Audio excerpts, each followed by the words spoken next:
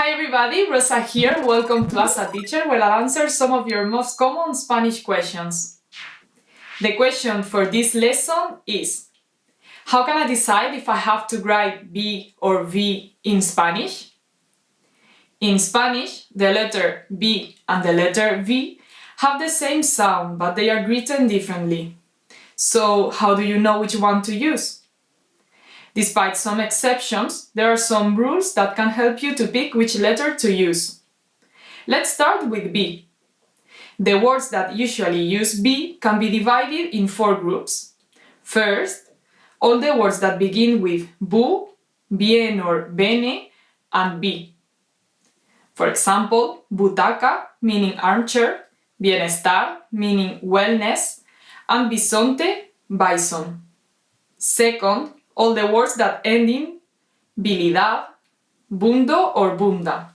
For example, amabilidad, kindness, moribundo, moribund, and nauseabunda, nauseating. Third, all the verbs whose infinitive forms end with ver, bir, and buir. For example, beber, to drink, saber, to know, and escribir, to write.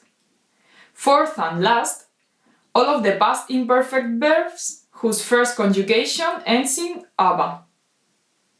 For example, compraba, I was buying, or cantaba, I was singing.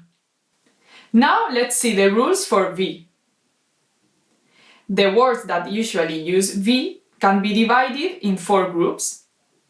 First, all the words that begin with V, div, ev.